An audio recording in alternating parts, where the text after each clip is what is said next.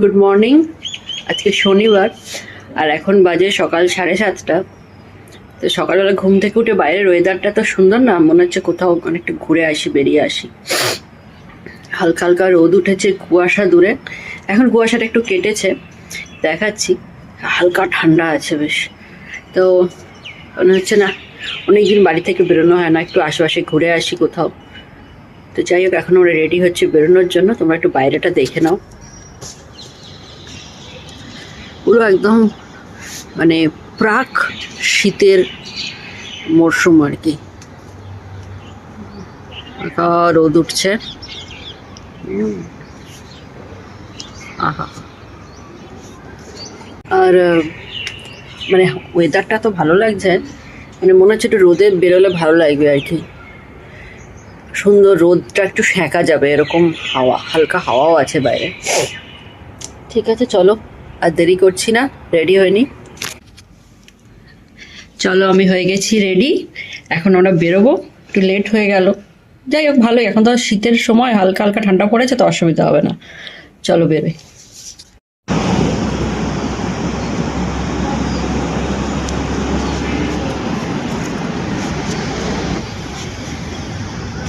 চলো, আমরা এখন পেট পুজো করতে এসেছি, ব্রেকফাস্ট। তো এখানে একটা হলদিরাম আছে, সেখানে খেয়ে নেবো, খেয়ে দিয়ে আবার বেরোতে হবে। চলো, সকাল সকাল এসে গেছি আমরা এখানে। 2-3টে লোকই বসে আছে, মানে সবে হয়তো উনুন ধরিয়েছে, এরা আমরা চলে এসেছি হলদিরামে।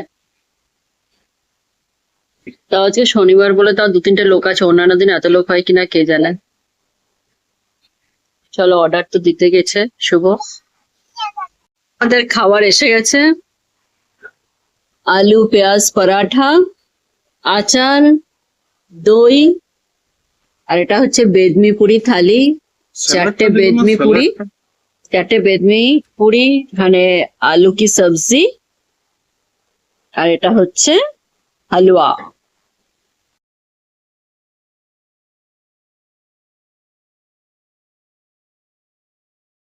চলো, খাওয়া দাওয়া কমপ্লিট হয়ে গেছে, এইবার বেরোচ্ছি আমরা এখান থেকে। হালকা হালকা রোদ আছে, রোদটা কিন্তু তোর গায়ে লাগছে না, ভালোই লাগছে বেশ। চলো।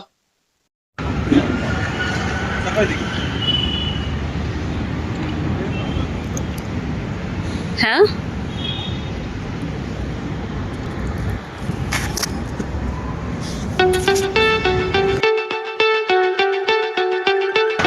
তো আমরা প্রায় 750 মিটার দূরে কার পার্কিং করেছি, কাছাকাছি কোথাও কার পার্কিং ছিল না। এখন যাচ্ছি হেঁটে হেঁটে হেঁটে হেঁটে। তো ওয়েদার ভালো বলে হাঁটতে অসুবিধা নেই। চলো, দিল্লির রাস্তায় হেঁটে বেড়াও।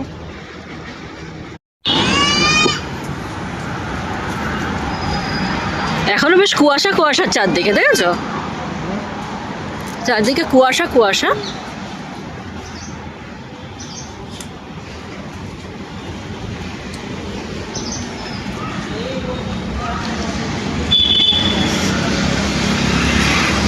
তাই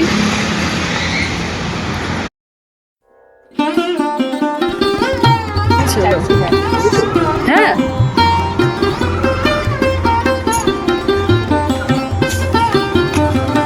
সানরাইজ টু সানসেট, বুঝেছো?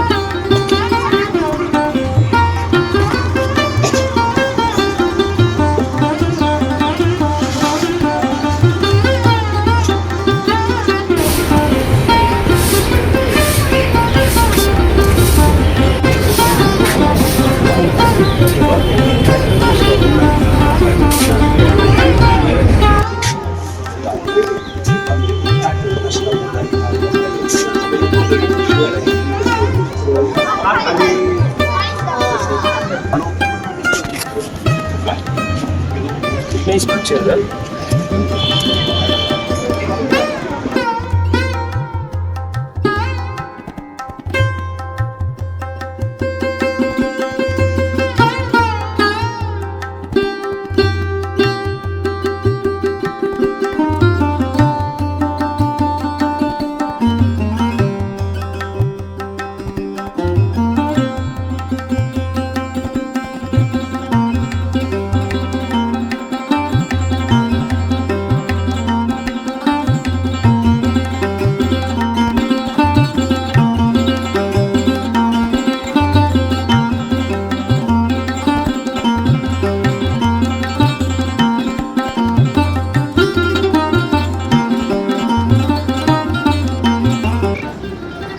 আগ্রাসন কি বাউলে পৌঁছে গেছি, আর ছবি টবি তোলা হলো সব। কিছুই নেই, শুধুমাত্র এই বাউলিটা রয়েছে এখানে। আমি ভেবেছিলাম গাড়ি রাখার জায়গা নেই, গাড়ি রাখার জায়গাটা অনেক দূর।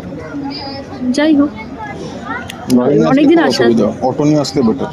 হ্যাঁ অটো ক্যাব ফ্যাবে এলে ভালো, গাড়ি রাখতে অনেক দূর রাখতে হয়েছিল, সেই অনেকটা দূরে গিয়ে গাড়ি রেখেছি। যাই হোক, এটা একদম বঙ্গভবনের পাশে, তো বঙ্গভবনে খোলেনি এখনো যে ওখানে গিয়ে গাড়ি রাখবো। যাই হোক, হাঁটা হয়ে গেল, ওয়েদার ভালো, ভালো লাগছে বেশ, ফাঁকা শুনশান। এটা একটু ভৌতিক শুনেছিলাম, আগে নাকি এটা একটা হন্টেড প্লেসের মধ্যে পড়তো আগ্রাসন কি বাউলিটা, বলো। ওই যে আগ্রাসন কি বাউলি, এই যে পিছনে চারিদিকে বাড়ি, ফ্ল্যাট, তার মাঝখানে একটা করে এই যে উল্টো দিকে বাড়িগুলো আছে, ফ্ল্যাট যাদের, একটা ফ্ল্যাটের একটা এখানে এও রয়েছে, কমপ্লেক্সও রয়েছে। তারা বেশ সকাল বিকেল দুপুর রাতে মানে বাউলি দেখতে পারেন, বারান্দা দিয়ে, ব্যালকনি দিয়ে। বেশ সুন্দর পায়রা উঠছে, বেশ একটা পুরনো একটা ইতিহাস গন্ধ আছে এটার ভিতরে।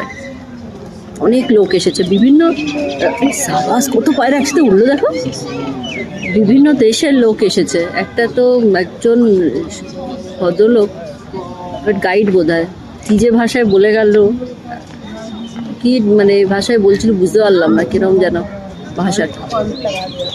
চলো দেখি এবার এখান থেকে কোথায় যাওয়া যায়, নেক্সট গন্তব্য। আগে তো গাড়ি অবধি যেতে হবে, প্রায় 700-800 মিটার। যবে থেকে পিকে সিনেমাটা দেখেছিলাম তবে থেকেই আমার এইটা দেখতে আসার খুব ইচ্ছে ছিল। এইখানে একটা সিন আছে, আমির খান আর অনুষ্কা শর্মা বসে কথা বলছে, হ্যাঁ এই সিঁড়িতে বসে কথা বলছে। যখন সেই রাস্তা ছিল, না রাস্তা না, ওইখানটাতেই বসে কথা বলছিল, এখানটাই শুটিং হয়েছিল। বললো না যে তুমি কি করে বুঝলে, যখন পুরো গল্পটা বলছে যে হাত ধরে কি করে বুঝলো যে ওই বুড়োটা টাকা চাইছে কিসের জন্য, সেটা এইখানটায় শুটিং হয়েছিল।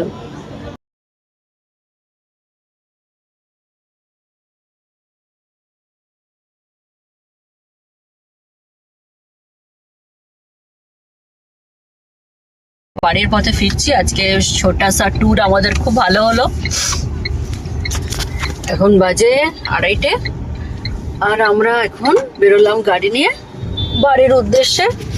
প্রায় এখান থেকে আমাদের বাড়ি 1 ঘন্টা 10 মিনিট দেখাচ্ছে, পৌঁছাতে হয়ে যাবে 3:30-এর উপর। ঠিক আছে, চলো দেখা হচ্ছে আবার পরের কোনো ভিডিওতে। টাটা।